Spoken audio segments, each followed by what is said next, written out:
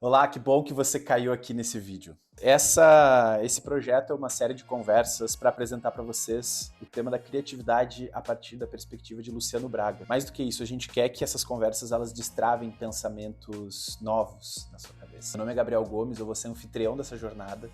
Preparei 5 entrevistas com o Luciano, é uma conversa longa que a gente vai dividir em 5 episódios. Então, por favor, traduza a sua salva de palmas num like nesse vídeo para o escritor, roteirista, cartunista, empresário, criativo e palestrante de 2 conferências TEDx, Luciano Braga.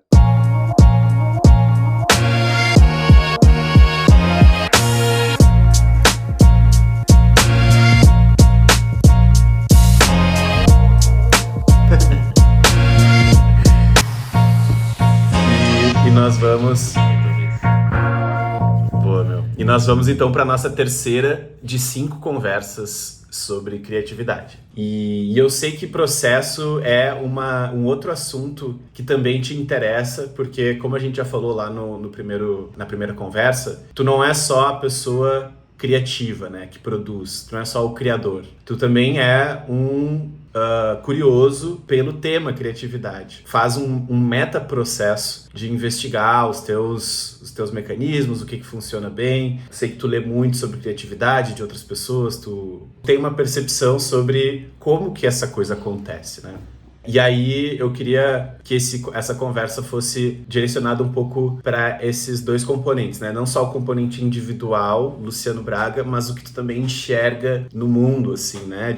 E aí a primeira pergunta é uma pergunta assim mais aberta, mais divergente, olhando para o que tu já sente, é sobre o ritual de criação. Uma coisa que a gente chegou a conversar já nas primeiras 2 conversas é que a cabeça ela não tá o tempo inteiro criando, né? Ela tá no modo criação e às vezes tá no modo piloto automático, tá no modo divergente, pensamento divergente, às vezes tá no modo resolver o problema da mesma forma, rotina, né? Seguindo o mesmo padrão. Quando ela sai do piloto automático e entra na necessidade de pensamento divergente, qual que é o teu ritual? O que acontece, assim? Tu vai para um lugar, tu escuta uma música, tu... Acho que o que eu mais faço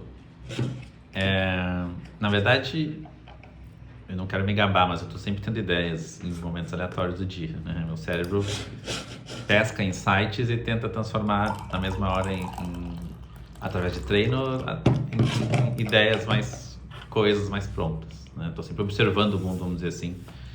Então, acontece em todos os momentos, mas tipo assim, tirei hoje para ter uma ideia e eu quero ter uma ideia hoje, nesse horário aqui, eu basicamente sento no computador, boto uma música, abro minha pasta de referências, eu tenho uma pasta com um monte de imagens que eu achei na internet nos últimos, talvez, 3 anos. De tempos em tempos eu deleto essa pasta e começo uma nova. Então, Legal. Essa última deve ter já uns 3 anos, já tá meio datada, porque eu sei de cor as imagens que tem lá, quase todas. A ordem, né? Mas é tipo quando tu tem um CD e tu sabe exatamente a ordem das músicas. Assim. da foto que vai vir depois, exatamente. Então, geralmente essas imagens são de intervenção urbana, de intervenções de instalações artísticas, de murais, cartazes. Tem tanto uma parte mais estética visual, tem umas referências textuais, uns textos, né? Eu boto uma música e começo a passar, abro um bloco de notas, começo a passar essas referências, meio que para dar um primeiro start e eu ter 2, 3 ideias de cara, porque é um mito, né? É um mito não, mas é uma coisa dentro da criatividade, a página em branco. Tu abre uma página em branco para ter ideias e ali não tem nada, tu fica nervoso, ansioso, tipo, nossa, não consegui pensar nada. Então eu consigo, geralmente, abrindo essa parte de referências e passando ali rapidamente, eu não fico 1 minuto em cada imagem, eu vou passando assim, à la louca, como se fosse uma leitura dinâmica, assim, né? Eu consigo ter umas 2, 3 ideias que são cópias ou mashups dessas imagens, só para dar um início, assim. E depois eu vou pro Pinterest e daí deixa esse processo mais profundo, porque no Pinterest tu entra num feed infinito, tu consegue ver muita coisa e esse feed no Pinterest ele te traz, de acordo com o teu algoritmo, coisas diferentes, não só um tipo de universo de referência. Então, o Pinterest hoje tem sido, acho, talvez a principal ferramenta que eu uso. E depois de passar talvez meia hora olhando o Pinterest, depois das minhas referências, é a hora que vamos só comigo agora, né? E daí eu volto pro bloco de notas e eu tento ter ideias aí sozinho, com tudo que eu vi, daí é meu cérebro funcionando com as referências que ele tem mesmo. Basicamente é assim. Tem entrado muito no processo o ChatGPT, então às vezes é muito fácil fazer um prompt no ChatGPT para gerar 10 ideias ruins, né? Essas 10 ideias ruins não são... Eu não quero elas para ter ideias, eu quero elas para gerar insights para ideias novas. Geralmente o ChatGPT não me dá uma ideia boa, ou uma ideia que eu olho assim, nossa, isso aqui é a ideia copiar colar. Geralmente ele me dá palavras ou expressões ou algum tipo de formato que eu consigo transformar em algo melhor e me poupa tempo. Me poupa tempo realmente é um serviço de dar agilidade para o processo do ChatGPT. Então tenho usado isso, as minhas referências pessoais, o Pinterest, que também está muito ali já algoritmizado para mim, para ver aquelas coisas que eu gosto e que me despertam ideias. E o ChatGPT que eu lanço ali o briefing, o prompt, o que eu preciso, e ele me gera insights. Tu tem um banco de ideias? Tu tem tipo um lugar onde tu guarda pistas de coisas que te chamaram a atenção mentalmente, assim, né? Putz, esse insight aqui acho que tem alguma coisa aqui. Tu tem um lugar onde tu guarda isso? Tenho. Muita gente fala, né? Anote todas as suas ideias, anote insights, que tu nunca sabe quando que eles vão ser algo. E eu tento seguir isso. Acho que eu anoto tudo de insight minimamente que eu acho que tem algo ali, né? Eu vou lá e boto no bloco de notas. Às vezes tem muita farmácia no mundo. Em Porto Alegre tem muita farmácia. Tipo, isso é algo, sabe? E daí eu anotei. Na verdade, eu tenho um bloco de notas organizado que eu sou. Eu tenho um bloco de notas com as áreas da minha criatividade. Áreas? Então eu tenho escrita. Então eu tenho escrita, que é onde eu coloco ideias que eu acho que tem em relação com a minha criatividade escrita, que é roteiro, conto, tirinha, stand-up. Então, se eu tenho sites dessa natureza, que eu acho que é desse formato, eu vou lá em escrita e tenho ali as notas. Eu tenho de projetos artísticos, então ideia de projeto artístico, eu vou lá e coloco nessa gaveta, vamos dizer assim. Então, eu tenho também de projetos sociais, esqueci os outros, mas eu tenho acho que umas 5 áreas da criatividade onde quando eu tenho um site, eu vou lá e às vezes eu consigo ser bem específico. Se eu tenho ideia dentro de escrita, tem filme. Se eu tenho um insight que eu acho que é para um filme, eu vou lá no filme e boto lá. E deixo para, sabe só Deus, quando eu vou tocar nisso de novo. Entendi. Mas eu coloco lá. Se eu tenho uma ideia de projeto artístico, vou lá e escrevo dentro dessa gaveta e em algum momento eu vou revisitar isso, sabe? E aí era exatamente essa pergunta que eu ia fazer, se tu tem um hábito de voltar nesse documento pra ver o que tá ali, porque esse documento ele serve meio como um Pinterest, ele serve meio como um ChatGPT, ele serve meio como a tua pasta de referências, né? É mais um lugar onde tu pode se inspirar ou ver se dá um gatilho, assim, pra alguma coisa. Sim, eu uso, não tem um processo para isso, toda sexta-feira eu olho tudo. Depende muito e eu falei acho que no primeiro episódio, que eu tenho fases. Tem fases que eu tô mais para escrever roteiro, tem fases que eu tô pensando mais em conto, tem fases que eu tô mais pensando em projeto de intervenção urbana. Então, nesses momentos que eu tô mais pendendo para um tipo de formato, é quando eu paro, olho.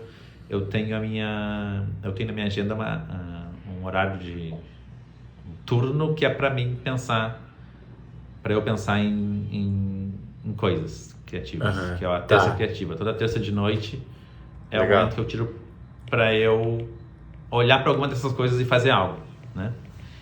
Então, isso é legal, meu. Tenho meio que Depois eu quero que tu fale mais sobre isso. Tá. Basicamente, eu tenho uma lista de coisas que eu quero criar, que elas estão mais quentes, e nessa terça criativa eu pego a que está mais quente, geralmente, para fazer. Então, eu tive uma ideia de uma charge no banho hoje. Eu vou anotar ela e terça eu vou desenhar. Saquei. Se eu não tiver tempo. Caso abra um espaço, eu tô de bobeira, tô de tempo livre, a Mari viajou, sei lá, abriu-se uma agenda no universo, eu paro e faço antes, mas a terça é o dia que eu tenho certeza que eu vou geralmente conseguir parar para dar vazão a alguma dessas coisas que eu anotei. Cara, tu trouxe o assunto... Tive uma ideia no banho, né? E esse é um clássico, assim, né? Ter uma ideia no banho, ter uma ideia dirigindo, ter uma ideia caminhando, ter uma ideia quase indo dormir. Esses momentos, eles são momentos onde o cérebro, ele tá incubando, né, muita coisa. É quando todas aquelas referências que você viu na pasta começam a se organizar, assim. Onde que esses, vamos chamar de eventos catalisadores, né, de ideias, ou momentos catalisadores de ideias, que é o banho, dirigir, né, porque você também não tá mexendo no celular e tal, conversar, caminhar. Onde que esses momentos entram na tua vida e o quanto tu atribui a eles um pouco desse papel de ser também um momento onde tu vai ter insights, ideias, tipo, como é que é essa tua relação com esses momentos catalisadores de ideias? Eu acho que minha relação é saudável, é uma relação boa. Eu valorizo esses momentos e por saber que eles são importantes e que eles acontecem e que por eu ser uma pessoa curiosa, interessada, que está sempre investigando e procurando referência, eu sei que eu tenho informação no meu cérebro, então se eu dar tempo, essas informações vão se misturar e gerar ideias. Eu costumo dar valor para esse tempo no sentido de realmente deixar minha mente devagar nesses momentos. Então, eu escuto podcast no banho, às vezes, eu corro, já corri ouvindo podcast, mas é uma coisa, na verdade, correr ouvindo podcast é uma coisa bem nova. Antes eu corria no silêncio, meio porque era também um momento de deixar meu cérebro devagar, né? No banho também, lavando louça, dirigir Lavando louça. Lavando louça é um momento super bom. Antes de dormir também, eu fico deitado na cama, meu cérebro costuma trabalhar nesses momentos. Então, eu acho que a minha relação é saudável por causa disso. Eu nem sempre ocupo meu cérebro com algo quando ele não tem nada para fazer. Eu gosto de deixar ele devagar e tipo, tomar um banho sem estar ouvindo algo. Esses dias uma guria me contou que ela vê série no banho. Ela já existe, né, um negócio que tu prende o celular na parede e tu consegue assistir uma série enquanto tá tomando banho. Nossa. Então, e não quero nem julgar esse ato em si, né? É só uma coisa de tu tá perdendo talvez um momento importante que o teu cérebro realmente vai fazer algo automático, que tu vai pensar sobre a vida. Não só sobre criatividade, né? Pensar sobre ti, sobre o futuro, sobre... Sei lá, dá pra pensar mil coisas. Então, eu tento deixar esses espaços ainda um pouco livres. Não que eu faça sempre, mas eu sei que eles são importantes. Então, quando eu posso, quando eu tô bem... Às vezes tu tá ansioso, às vezes aconteceu uma coisa e tu quer saber. Quando começou uma guerra, tu quer ouvir sobre essa guerra e é o momento que tu tem pra ouvir sobre as notícias no banho. Então, tá tudo certo. Mas, geralmente, é no silêncio mesmo pra deixar esse cérebro se divertir. Mas como o papo é rituais, eu tô entendendo que tu então não coloca esses momentos propositalmente na tua rotina para despertar novas ideias. Eles fazem parte da tua rotina e tu respeita o silêncio que eles poderiam ter, por exemplo, porque tu sabe que dali pode surgir alguma coisa. É isso, então? Isso. Não faz parte do processo. Se surgir, é aleatório, como sempre. Entendi. Sim. Porque surgiria menos se eu tivesse sempre com o cérebro ocupado, né? Claro. Os insights que eu tenho surgiriam menos. Mas, por exemplo, tu poderia adicionar na tua rotina uma pessoa que quer ter mais ideias e não entende como, né? Mas reconhecendo o papel que uma caminhada silenciosa possa ter, ela pode, tipo, começar por aí também, né? Vou dar 3 voltas na quadra, em silêncio, sem ouvir podcast, sem ouvir música, prestando atenção na vida. Porque esse prestar atenção na vida é um pouco a pasta de referências, né? É um pouco o Pinterest. Quando você caminha sem interferência sonora, mental, você olha ao seu redor, assim. Então, eu acho que fica como sugestão também para quem não tem a pasta de referências, pensar nisso, né? Perfeito. Eu acho que é assim um processo, é uma etapa de um processo que ajuda as pessoas, se elas se permitirem deixar o cérebro. Acho que não é tipo, vou sair caminhando porque eu tenho que ir ali na lavanderia. E daí tu tá focado, tu tá olhando, né? Tu tem, o cérebro não tá tão divagando assim, porque tu tá indo para algum lugar não tão automático se tu não conhece o caminho. Então é devagar mesmo, não se perder, mas é a caminhada livre, assim. Vou caminhar pelo bairro. Daí sim, né? Tu tá, acho que o cérebro um pouco mais solto, assim, se propondo a caminhar para deixar o cérebro devagar.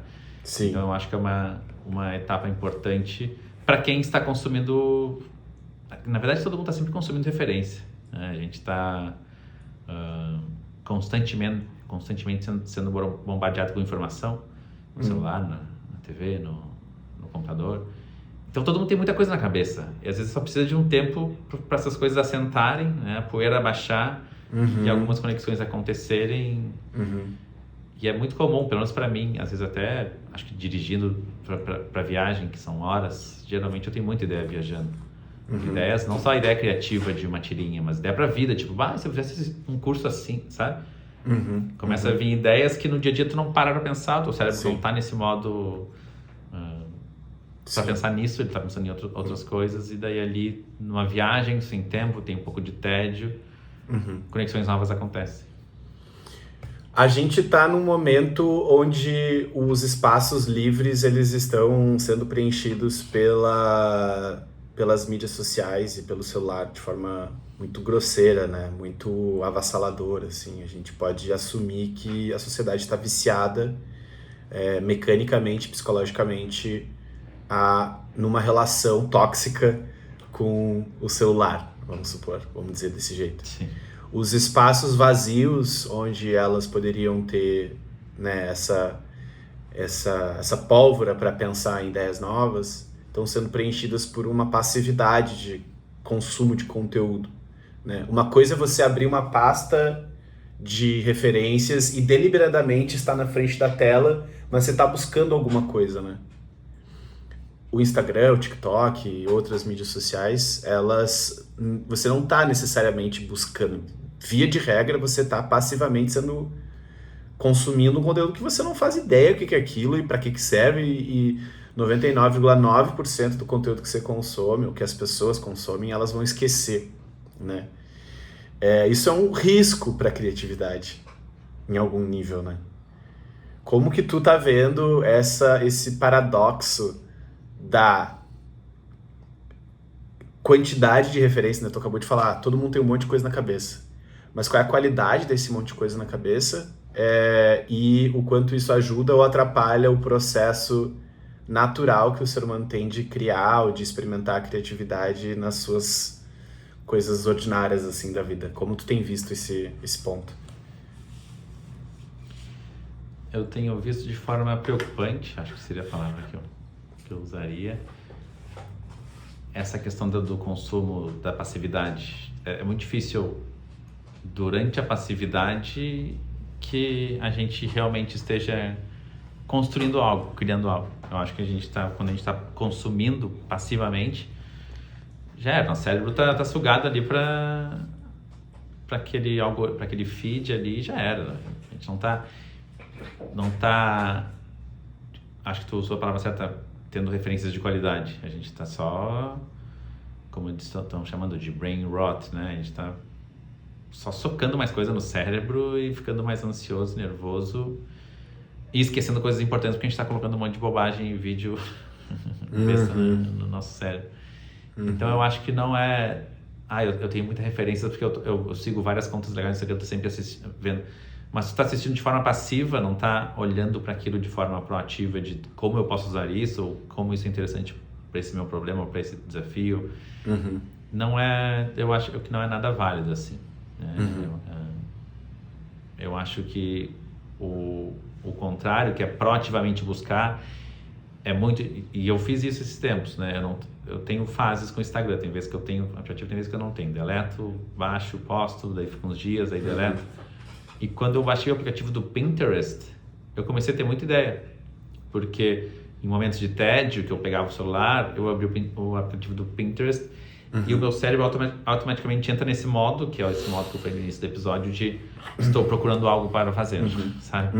E preciso de referências, insights, ideias que me façam fazer algo, tá? Sempre querendo criar algo, né?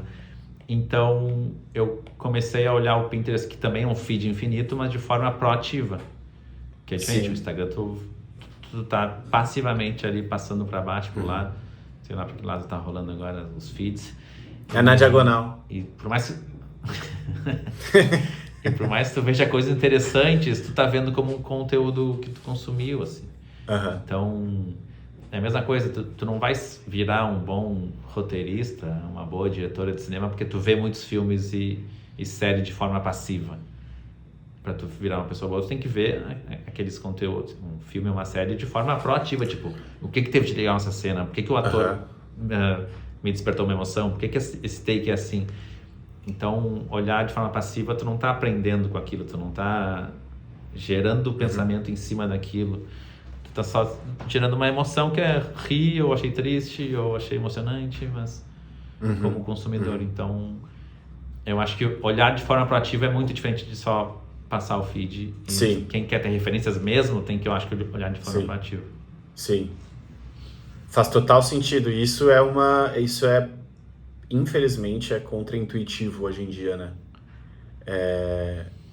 Porque quando eu escuto olhar de forma proativa, eu escuto que você precisa fazer um exercício crítico em algum nível, né?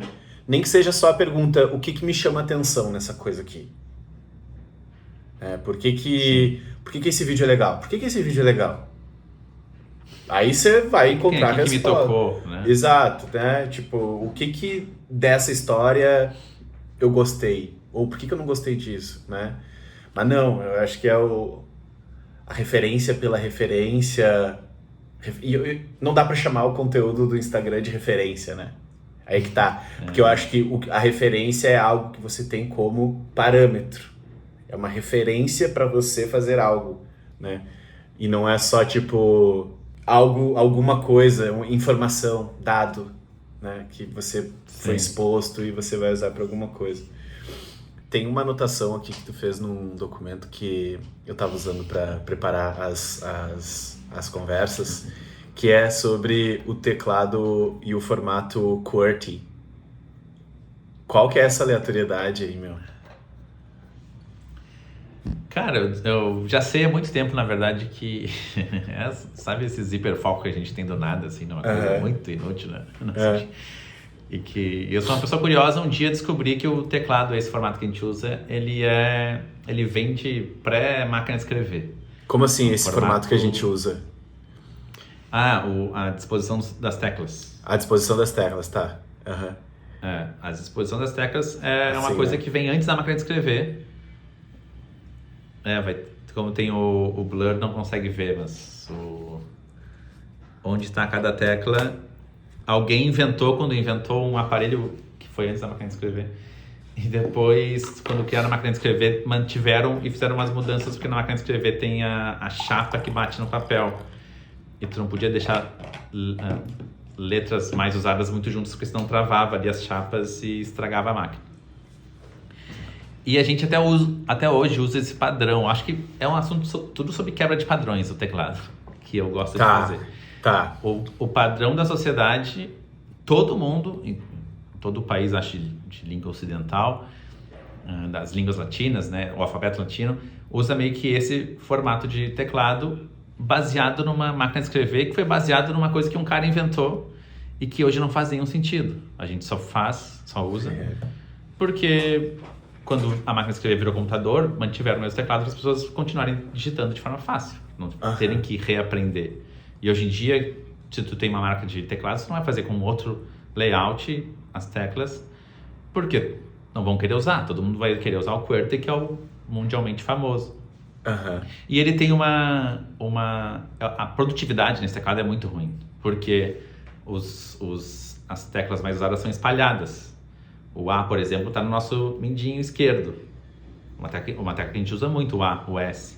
E por que ele está ali? Porque ele tinha que estar longe de outras letras mais usadas, como o O, como o H, como o L no americano. Só uma coisa que é interessante, como esse teclado é uma invenção humana. Na linha de cima está escrito typewriter, né, que é a máquina de escrever. Máquina de escrever não, que era o nome da máquina, né? Typewriter é a palavra mais fácil de escrever, tá ali na primeira barra, porque quem inventou quis botar ali. Saca? Tu consegue digitar só na primeira linha essa palavra. E daí eu descobri que existem teclados que são mais produtivos, mais úteis. Tu consegue escrever muito mais com menos esforço. E eu, que tenho tendinite, comecei a investigar isso para achar um teclado melhor para mim. E daí eu comprei adesivos com as letras, com, né, adesivos únicos de cada tecla. E comprei um teclado novo e eu vou colocar os adesivos aqui e já baixei pro computador a configuração de um outro teclado e vou começar a usar o chamado Dvorak brasileiro, que é um teclado com uma maior produtividade para quem digita em português. Caraca! Para não falar lho. É como aprender uma língua nova. Vai ser um desafio. Que genial! Eu acho que no futuro vai se pagar porque... Cara, eu tô chocado, tá? Tô chocado com essa história maravilhosa. A gente vai ter que fazer um parênteses no nosso episódio aqui. Mas eu acho que essa tem tudo a ver com o nosso assunto, né?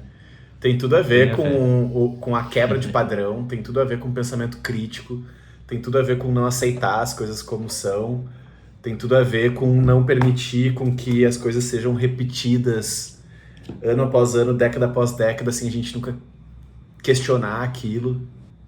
O teclado não é bom, ele é o que tem, e ninguém se prestou a mudar, não quer mudar, e eu pensei, quer saber, se eu aprender e for bom pra mim, vai ser irado. Então, insatisfeito que eu estava, a gente falou de insatisfação positiva, né? Estava insatisfeito com o teclado. Sim, O que eu faço para mudar isso, né? Cara, muito bom, velho. Muito bom, muito bom. Bom, vamos voltar aqui Tem duas coisas que eu quero resgatar da nossa conversa aqui, de minutos atrás. O primeiro é sobre a terça criativa, que é esse momento, um acordo teu contigo mesmo, de criar espaço na tua agenda para produzir, avançar, criar e tal. O que tu pensa sobre esses espaços na vida das pessoas? O quanto isso mexe com o cérebro para, tipo, dizer, estamos entrando aqui na terça de noite criativa. Eu faço essa pergunta porque uma vez eu escutei um cara falar que quando ele queria ser criativo, ele ia para um café na esquina da quadra da casa dele. Era quase como se ele estivesse dizendo para o cérebro assim, olha, quando eu estiver aqui nesse café é porque eu estou tentando ser criativo. E aí o cérebro já entra nesse modo, né? Interessante, não tinha pensado ainda sobre isso, desse jeito. Porque eu acho que na terça criativa não é o momento que eu me permito ser criativo. Uhum. Né? Quer dizer, não é o momento que eu me permito ter ideias. Eu acho que eu já tenho as ideias às vezes já tá... Surge uma no banho, surge uma outra antes de dormir, surge uma outra no trabalho, surge uma outra num brain com alguém para um briefing para o cliente, surge uma ideia que não tem a ver com aquilo que eu posso usar depois. É mais um momento de execução. É mais um momento de botar as coisas, tirar do papel e botar no mundo, assim. Porque eu acho que isso é tão importante quanto. Não adianta só as tuas ideias, elas estarem ali nesse meu bloco de notas esperando alguém chegar e ninguém vai entrar no meu escritório aqui, abrir meu bloco de notas e pegar essa ideia e fazer por mim. E depois botar meu nome, essa ideia foi do Braga. Uhum. Eu tenho que fazer elas acontecer, geralmente. Então, é mais um momento para eu olhar porque eu pensei, para as ideias que já estão na minha gaveta há anos e dar forma para elas e fazê-las acontecer. Então, é um tempo para eu dar vazão para as ideias. Não é um momento para eu parar. Às vezes, sim, tipo... Agora eu tinha uma rodada de negócios que eu podia escrever roteiro de filme. Eu usei essa terça para pensar um pouco sobre o roteiro de um filme que eu estava escrevendo. Então foi um momento criativo, mas é um momento de execução de uma ideia, um insight que eu já tive antes. Uhum. Então o meu cérebro, eu acho que ele não espera a terça para ser criativa. O meu cérebro, ele consegue ser criativo ao longo da semana. Gente, eu não sou criativo o tempo inteiro, tá? Em tudo, né? Isso nada a ver, né? Eu sou bem padrão e chato e metódico em vários momentos do meu dia. Mas eu consigo ter ideias ao longo dos meus dias. Na terça criativa eu olho o que está anotado e eu geralmente eu tenho uma listinha de coisas que são as coisas que eu digo assim, que eu chamaria de ideias quentes. Ideias, essa ideia aqui já posso começar a fazer.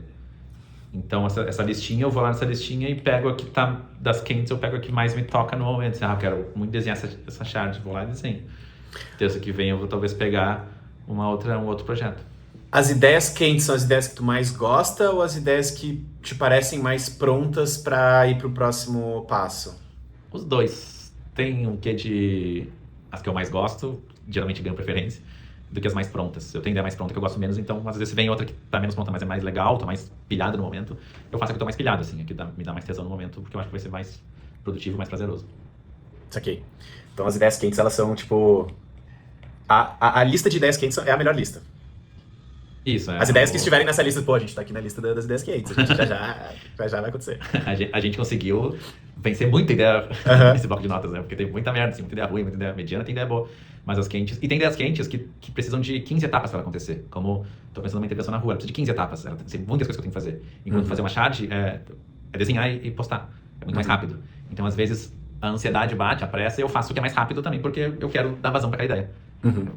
E daí, as mais complexas, as ideias mais longas, ficam um pouco prejudicadas pelas mais curtas, porque elas é aquela, o Austin Kleon tem no Hobby como Artista a vida de um projeto, né? Começa com muito pilhado, daí tu vai perdendo energia, porque no início, quando tu tem uma ideia, tu fica muito pilhado com essa ideia e a recompensa é alta. Tu tipo, eu tive uma ideia boa, então tu fica empolgado, daí tu começa a fazer essa ideia. Mas se é uma ideia mais longa, um projeto mais longo, tu vai perdendo a energia ao longo do caminho, porque tu não recebe nenhuma recompensa, tu tá só executando, produzindo ela. Só tá trabalhando, né, de fato. Terminar.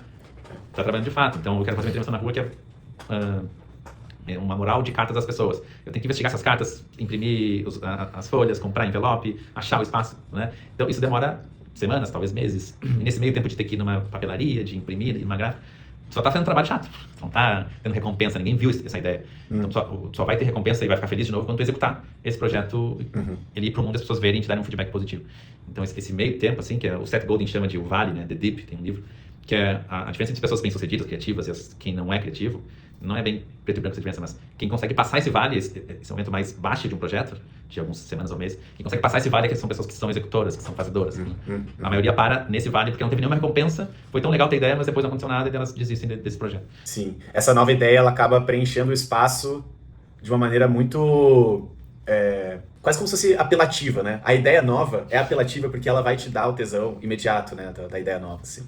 E a outra ideia que você já teve...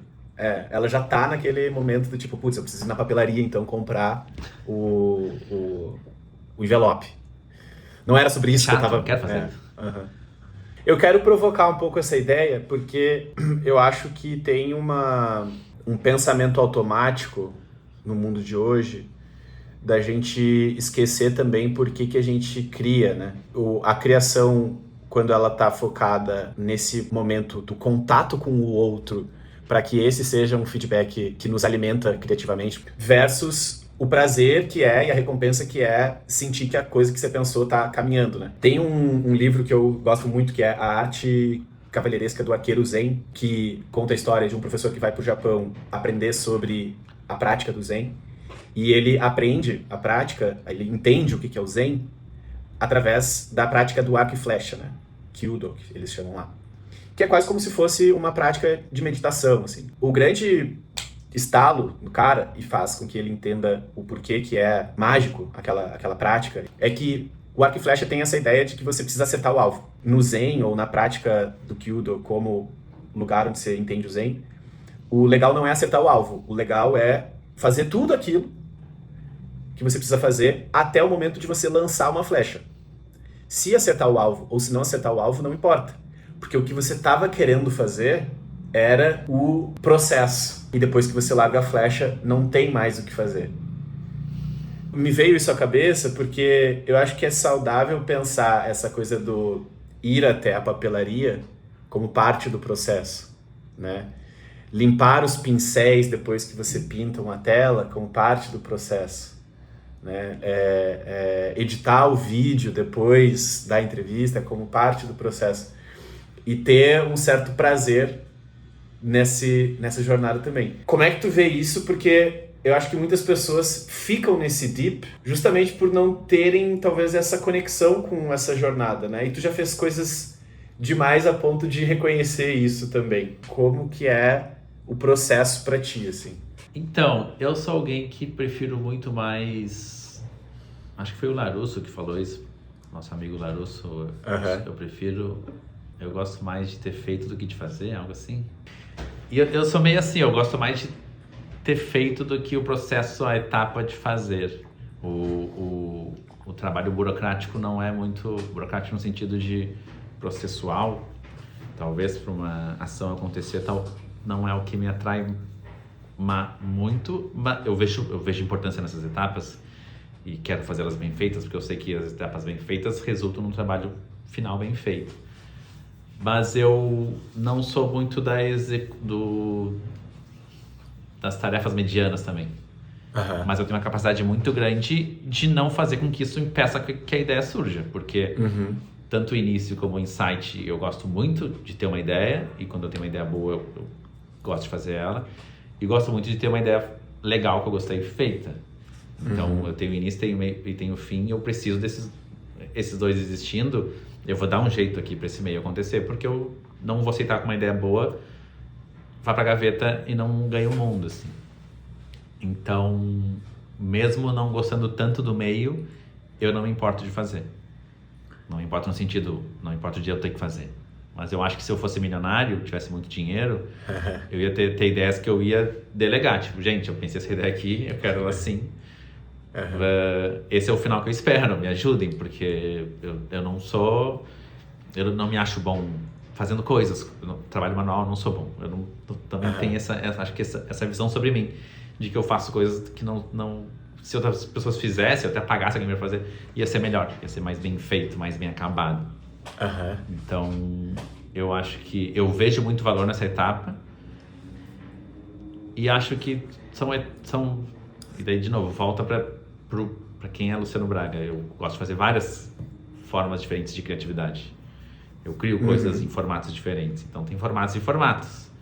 Eu acho que eu gosto mais desse meio de escrever, de estar escrevendo um conto, ter que decidir como é que esse conto vai ser. Eu acho bárbaro, adoro. É o processo. Não é só ter ideia e depois ver o conto pronto. Eu gosto de estar escrevendo palavra por palavra e decidindo se esse substantivo é assim ou é esse outro, sabe? Mas daí, se eu vou fazer uma intervenção na rua, não. Eu prefiro pagar alguém para fazer como eu quero, porque eu não vou saber fazer, vai ser ruim, vai ser demorado. Não acho que não vou curtir tanto esse processo intermediário. Faz total sentido. Não, faz total sentido. Eu acho que tem uma diferença, né, entre o que é... Imagina que você é um cartunista que não gosta de desenhar. Você tem a ideia e alguém desenha para você, né? E aí você fala, mas é que eu não gosto do desenho em si.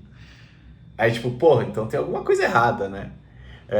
Você, tipo assim, tá perdendo uma parte do prazer, tipo, uma pessoa que é musicista, mas não gosta de tocar um instrumento. Tipo assim, tem uma coisa errada. É estranho. E eu gosto de desenhar, eu gosto de desenhar. Tu falou de cartunista. Eu gosto de desenhar, mas eu não gosto que demore. E eu acho que eu tô evoluindo, para mim, nessa arte, e que a gente já falou, ao desapegar do desenho. Então, já que eu gosto, a ideia é mais importante, mas ela tem que ser desenhada e tem que ser desenhada por mim. Não vou pedir para uma IA desenhar, para uma outra pessoa desenhar, seria muito estranho. Já que eu tenho que desenhar, como é que eu diminuo essa etapa para que eu tenha prazer, não caia num vale que eu não aguento mais desenhar essa tirinha. Então hoje eu cheguei num caminho de desenhar uma coisa muito mais simples que transmita a ideia que eu quero. Eu gosto, eu só não gosto de demorar nessa etapa, sabe? Sim. Bom, então aquela ideia do onde está o Wally, nunca mais, né? Porque demorou o quê? 10 anos. Demorou um ano, fiz onde está o Wally na parede de um amigo meu. Demorou um ano de desenho. Que loucura, jamais faria isso de novo. Meu, a gente falou bastante sobre a fase geração de insight, a gente falou do momento, né, do espaço que é capaz de disparar ideias, como a caminhada, o banho. Você falou desses lugares onde você vai para consumir, o Pinterest, a pasta de referência. Então, a gente falou sobre essa fase de coleta, digamos assim, né? Essa etapa onde você precisa abastecer o seu repertório mental para que você tenha as informações para poder pensar. Você inclusive disse assim, pô, eu sei que as informações estão na minha cabeça. É só uma questão de, tipo, conseguir organizar elas e ter o tempo para poder produzir. Muitas pessoas não têm as informações na cabeça, né? Aí precisam deliberadamente ir atrás, aí vai buscar referência mesmo, não é consumir conteúdo no Instagram, mas é buscar referência, ser crítico e tal. Aí a gente entra na lógica de processo criativo tradicional numa fase de combinação, né? Tu sente que tu segue esse fluxo tradicional que as pessoas falam do fase de coleta, aí combina, gera, produz e tal, e depois vai para uma outra fase. Como é que é esse momento do meio, digamos assim, na tua vida criativa? O meio, para mim, é um momento talvez mais difícil, mais complexo, mais desafiador, porque tu tem muita referência, tu sabe bastante coisa, tu já viu milhões de outras ideias, vamos dizer, a gente trabalha com publicidade, né? Então a gente vê muitas ideias constantemente, ideias criativas. Como é que tu cria algo novo a partir disso? Então é muito desafiador tu juntar essas referências e transformar, criar elas numa nova formatação, numa nova combinação. Então é um momento que demora muito, eu acho, pra gente pegar jeito. Acho que demora muito no sentido de a gente tem que praticar muito para que a gente fique bom nisso e para fazer automático. Acho que no início é muito duro, no início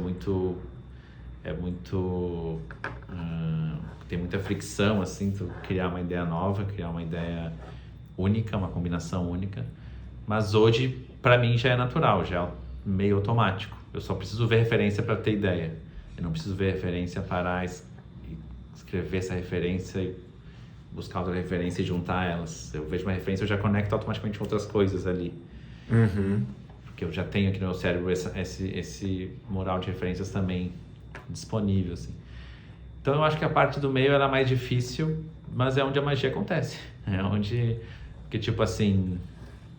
A primeira parte, que é a parte de coleta, né? Pegando um processo criativo, dividindo ele em 3 etapas. A coleta, onde a gente vai buscar referências, buscar informação, buscar tudo que a gente precisa para resolver esse desafio. E a parte final é quando a gente decide uma ideia, decide que ideia a gente vai fazer. É a parte que a gente tem que ter critério. A do meio, ela depende quase inteiramente da imaginação. A gente tem que imaginar coisas que a gente nunca viu. Imaginar, junto das referências que a gente tem, algo, e aqui falando de ter soluções criativas. Sim. Não só ter ideias criativas. Ter ideia criativa, você tem que imaginar algo que tu nunca viu. Então, tu tem que estar com uma imaginação muito fértil, uma imaginação muito livre, uma imaginação muito, muito bem nutrida, assim, muito bem cuidada, para que tu consiga imaginar. Então, e para te imaginar com qualidade, você tem que ter tempo, né? Tu não pode estar muito ansioso, nervoso, preocupado em pagar uma conta, preocupado com, sei lá, bater no teu carro, tu tem que resolver isso. Geralmente, para mim, é quando eu tô mais tranquilo, relaxado, com tempo, eu consigo imaginar coisas novas, imaginar combinações diferentes a partir das referências que eu tenho. Então, eu vejo como uma etapa totalmente na mão da imaginação. E se eu pudesse dar uma dica para as pessoas, é nutrir a imaginação delas, né? Imaginar mais, imaginar as coisas, imaginar coisas que não existem. Eu, felizmente, consigo fazer isso escrevendo roteiro, contos, lendo ficção, como eu falei, acho já num episódio, onde eu consigo ver outras coisas como elas são. Isso nutre a minha imaginação e faz o meu músculo imaginativo ficar mais forte, porque ele conhece também outras referências de como as coisas podem ser. Se alguém que se incomoda com o teclado e vai atrás de um outro teclado, isso é imaginação, é imaginar que esse teclado pode ser diferente. Então, quando eu estou constantemente imaginando como as coisas podem ser diferentes, como as coisas poderiam ser melhores, como aquele muro preto que tem na rua ali poderia ser colorido e diferente, ser mais atrativo para os pedestres, estou imaginando. E quando eu estou treinando esse músculo, fica muito mais fácil eu pegar as referências e transformar em algo novo. Então, referência todo mundo pode ter. Todo mundo pode passar horas consumindo coisas de forma proativa em busca de referências, né? De conteúdo, de repertório. E todo mundo pode ver uma ideia boa ou ruim e escolher outra, mas imaginar acho que leva mais tempo. Todo mundo consegue imaginar, mas eu acho que imaginar com qualidade necessita prática, e se a gente não pratica a imaginação, infelizmente no colégio chega um momento que a imaginação deixa de ser importante, em muitos colégios, né? Não todos, não quero também acabar com o processo, com a educação como um todo, mas chega um momento que a gente tem que só responder a perguntas. Se a gente não está imaginando mais essas respostas, a gente está copiando, a gente está decorando. E na sociedade está tudo meio pronto para ti, e a gente não imagina, não tem espaço para imaginar. A gente vai imaginar quando a gente é mais... E a gente está numa empresa, num lugar que a gente tem espaço para pensar coisas novas, que não é todo mundo que tem esse espaço. Então a imaginação vira uma coisa muito, muito, muito, muito pequena no nosso cérebro. E daí fica difícil ter uma ideia nova, fazer uma combinação nova e criar algo único, que daí é o que a gente está chamando de criatividade, né? Algo original. Cara, a tua pergunta, não, muito boa, meu. Muito boa essa... Foi ótimo, acho que a maneira como você trouxe isso, assim. Eu adorei o termo "na mão da imaginação", né? Como um termo para explicar essa fase do meio. E a gente pode acreditar que todo mundo pode imaginar, né? Dá para acreditar nisso. Se todo mundo pode imaginar, todo mundo pode ser criativo. É um pouco essa tese? Sim. Tipo, eu acho que todo mundo consegue imaginar. Todo mundo pode... O que é imaginação? Imaginação é tu enxergar, pensar em algo que não está presente em nenhum dos teus sentidos. Então, eu consigo agora imaginar um dragão. Eu não estou vendo um dragão. Não está aqui na minha frente um dragão, né? Não está em nenhum lugar que é um dragão. Mas eu consigo imaginar. Eu consigo fechar o olho e imaginar um asteroide caindo em cima, sei lá, de Brasília. Essa foi a ideia que me veio. Eu consigo imaginar isso. Eu nunca vi um asteroide. Nunca vi essa. Desculpa. É porque, cara, olha a beleza da imaginação, né? Tu falou um asteroide caindo em Brasília e eu imaginei isso também. E pra mim me soou muito engraçado. E tu não tá assistindo essa cena, tu imaginou uma cena diferente da minha. Então é uma cena que não tá presente na visão, no olfato, no paladar, no tato. Isso é imaginar. É tu criar algo que tu não tá sentindo em nenhum sentido. E todo mundo tem essa capacidade, todo mundo consegue imaginar um meteoro caindo. Todo mundo conhece o conceito de asteroide, né? Um meteoro. Todo mundo consegue imaginar, todo mundo que já viu um dragão consegue imaginar um dragão. Então todo mundo tem essa capacidade de imaginar. E como todo mundo tem essa capacidade, todo mundo tem a capacidade de enxergar algo que não está vendo. Todo mundo tem a capacidade de pensar em algo que não está vendo. Então alguém um dia que inventou o celular não existia antes. Alguém imaginou o celular. Já existia o telefone fixo. E se isso fosse diferente? E o iPhone, quando eu falei celular, eu pensei em smartphone. Um celular sem teclas. Alguém imaginou isso não existia antes. Pode ter visto um touch num filme de ficção, pode ter visto coisas, juntou num celular. E a partir do momento todo mundo consegue ver o celular e ele existe. Então, todo mundo consegue imaginar coisas que não estão visíveis no mundo. Tendo referências, a imaginação atua para fazer isso ganhar vida, assim. Então, como a imaginação é tu enxergar algo que nunca foi talvez tu tenha visto, tu consegue imaginar um dragão com a camisa do Grêmio. Tu nunca viu isso, nem num filme. Tu vê o dragão num filme, tu conhece a camisa do Grêmio, tu consegue juntar as duas coisas. Como isso é possível para as pessoas, logo elas têm a capacidade de ter ideias originais. Porque imaginar é ter capacidade de ter ideia original, de tu criar na tua mente algo que nunca foi visto, que ninguém nunca pensou. Então, se eu sou um gestor de RH, tô no meu time de RH, tô num rolê super corporativo, e eu bebo de fontes e vejo referências de startups, de empresas descoladas, junto de grupos de comédia teatro de improviso, e daí eu crio uma dinâmica que eu nunca vi na vida pro meu time de RH, porque eu tenho a capacidade de imaginar essas coisas juntas, funcionando. Eu consigo imaginar essa dinâmica acontecendo, porque eu vi uma startup que faz uma atividade X e eu fui num grupo de improviso que faz uma atividade Y, e elas juntas podem ser a dinâmica que eu preciso para o meu time de RH para juntar, unir mais um time. Muito legal. Isso eu nunca tinha visto, eu imaginei. Eu juntei essas referências e criei uma coisa nova. E eu acho que todo mundo tem essa capacidade, como eu tenho a capacidade de imaginar, eu consigo, com prática, pegar referências, juntar, misturar coisas novas e juntar numa ideia que seja original, nova, para meu desafio, para o meu contexto. Nem toda ideia original precisa ser original no mundo inteiro. Tem ideias que são originais dentro daquele contexto, elas fogem do clichê, logo são criativas e resolvem um problema que tu precisa. Então eu acho que a imaginação, sim, todo mundo pode ser criativo, sim, muito por causa da imaginação. Cara, muito bom isso. Eu acho que tu conseguiu trazer uma contribuição que talvez não seja nova, mas de um jeito novo, assim, para a conversa sobre criatividade. E me soa como algo mais democrático até, né?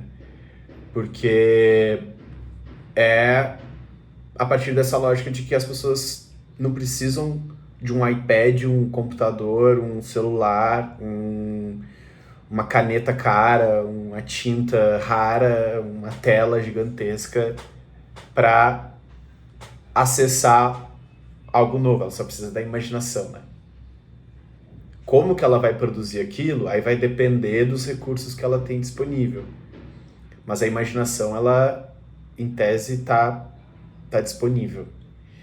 O ponto que tu me trouxe também é sobre estar relaxado e sobre tu conseguir não ter, guardar, assim, proteger o teu espaço para poder pensar nessas coisas, em como você vai resolver um problema e tal, como você vai criar algo, sem ter a interferência negativa de algum problema ruim, né, acontecendo. Você falou do carro batido, problema no trabalho e tal. E que ter esse espaço de qualidade, assim, para poder imaginar é algo que a gente deve buscar, né? E aí, na tua visão, assim, pra gente já caminhar pro final da conversa, depois dessa imaginação acontece o quê? Se esse bloco 2, né, do processo criativo dividido em 3 fases, se esse bloco 2 chama Na Mão da Imaginação, como é que se chama o bloco 3? Que é, depois de imaginar uma camiseta, um dragão com a camiseta do Grêmio, ou um asteroide caindo em Brasília, vou para que parte, né? Como é que é esse bloco 3 na tua leitura? Como ele se chama?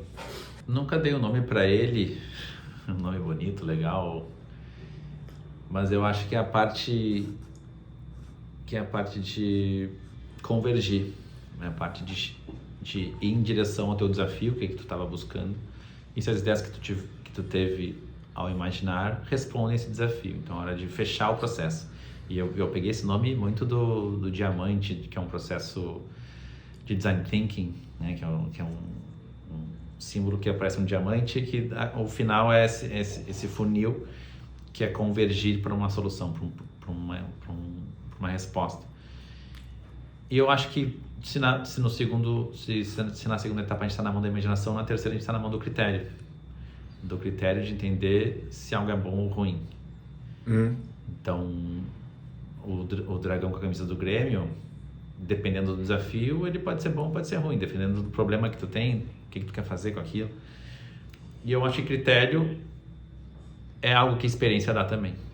Assim como a imaginação, o tempo de prática te deixa uma pessoa mais imaginativa, o tempo de prática te deixa uma pessoa mais criteriosa, tanto que no início da carreira, quando tu é estagiário, tu não toma decisões.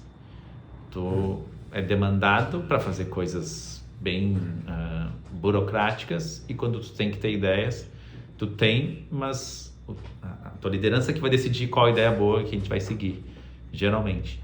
O estagiário está ali para gerar possibilidades, mas ele não tem poder de decisão, e a decisão dele não é vista como alguma decisão experiente, boa, porque que eles sabem para onde ir. Ao contrário de quando é uma liderança, onde as pessoas esperam que tu tome as decisões, porque tu tem o critério para levar o trabalho para o melhor caminho, pela tua experiência. Então, critério, para mim, é essa etapa final, assim, da gente entender se o que a gente tem, se as ideias que a gente teve são boas ou ruins para o desafio que a gente está enfrentando. Então, se eu estou pensando numa charge, eu tenho ali uma ideia, eu tenho que pensar se a ideia que eu tive passa a mensagem que eu queria passar de forma criativa e engraçada. As pessoas vão entender, porque uma charge é um desenho, no máximo um texto, assim, uma frase. Essa frase é a melhor que eu posso criar, essa frase está boa, as pessoas vão entender essa frase explica o desenho, essa frase está casada com o desenho, as pessoas vão ver o desenho, vão entender o contexto que a frase... Então, é hora de eu usar o meu critério de já ter feito várias tirinhas para chegar numa tirinha boa. No início, quando eu comecei a fazer tirinhas, há 15 anos atrás, eu não tinha critério, porque eu estava começando a fazer. Mas eu já tinha visto várias tirinhas das armas. Eu decidi se ela era boa ou não, é outra coisa do que tu ver uma e, essa eu gostei, essa eu não gostei. Então, no início, eu fiz muita tirinha ruim, que hoje eu vejo e tenho vergonha, tipo, nossa, que coisa feia. Mas me ajudou a chegar onde eu estou hoje. Eu tive que ter ideias ruins, e como eu trabalhava sozinho nesse universo das minhas tirinhas, eu não tinha um chefe, eu não fazia porque alguém me pedia, eu comecei a desenhar tirinhas. Então, eu tinha que decidir se ela era boa ou não. Por não ter critério, ser inexperiente, as tirinhas, hoje eu vejo que elas são ruins porque eu tenho um critério melhor e sei que eu poderia ter feito diferente. Isso aqui, se fosse assim, seria melhor. Então, a que eu faço hoje, com certeza, é melhor do que eu fazia 15 anos atrás. Mas eu era outro Luciano, tinha 15 anos a menos, 15 anos menos de experiência, 15 anos menos usando o meu critério para isso. Então, é a parte que eu acho que talvez seja mais difícil de praticar critério. É mais talvez a parte de vivenciar, experienciar. A partir do momento que tu vai decidindo muitas vezes, ou vendo pessoas decidirem por ti, quando tu é estagiário, a tua liderança decide algo, pergunta, por que tu decidiu isso? Por que esse é melhor que esse? Assim, tu vai entendendo o penso por trás de um critério que alguém que já tem mais experiência adotou. Eu acho que ajuda a pessoa a crescer. Então, essa terceira etapa, acho que é a etapa de escolher o que é bom, o que não é bom frente ao teu desafio, e o critério é quem manda. O critério é quem dá o tom. Então, se na mão da imaginação é a fase 2, a terceira etapa é o critério é quem manda. Que é um pouco assim, o teu conjunto de parâmetros para dizer o que é bom, o que é ruim, o que vai ganhar vida, né? De tudo que você imaginou, o que vai ganhar vida de fato. O que vai ganhar de vida de fato. E lembra que eu falei que quando eu tinha uma ideia, às vezes eu mostro pra Mari para ver o que ela acha? Ela usar também o critério dela, porque eu sei que ela tem um critério bom. Então, para me ajudar a fazer mais, a fazer algo, ter mais segurança, porque a gente já falou sobre isso, eu também tenho insegurança, dá um medinho, as pessoas vão gostar ou não. Eu confio no meu critério, mas também confio no critério dela, confio no teu, poderia mostrar para ti também, sei que eu teria uma boa resposta. Isso me ajuda a ter mais segurança de que beleza, o meu critério então estava afiado, ou se ela falasse, mas isso aqui acho que as pessoas não vão entender, talvez o meu critério nem sempre não é infalível, talvez eu tenha errado e não tenha percebido isso mesmo. Então, terceirizar esse critério também é uma boa, não só na liderança dentro da empresa, mas para pares, colegas, tua esposa, alguém, o teu amigo, alguém que possa te ajudar a ver se uma ideia é boa nessa etapa que ela não consegue imaginar por ti, mas ela pode ajudar a decidir pelo melhor caminho. Cara, eu amei essa conversa de hoje. A parte que mais me tocou e a que mais fez, eu percebi assim, que eu senti meu coração vibrando e eu prestando atenção, foi a nossa conversa sobre imaginação. E eu não sei o quanto tu já elaborou sobre isso e o quanto isso já está exposto e elaborado, mas eu vejo como um assunto super importante para os dias de hoje, por conta da passividade que a gente está consumindo conteúdo, né, e guardando pouco espaço para imaginação. Muito obrigado por mais esse tempinho que tu separou para trocar essa ideia, e a gente se vê já já. E para você que curtiu essa conversa, traduza a sua salva de palmas num clique no botão like. Isso ajuda muito o canal. Tô brincando. Sem esse papo. Valeu, gente. Até mais. Tchau, tchau.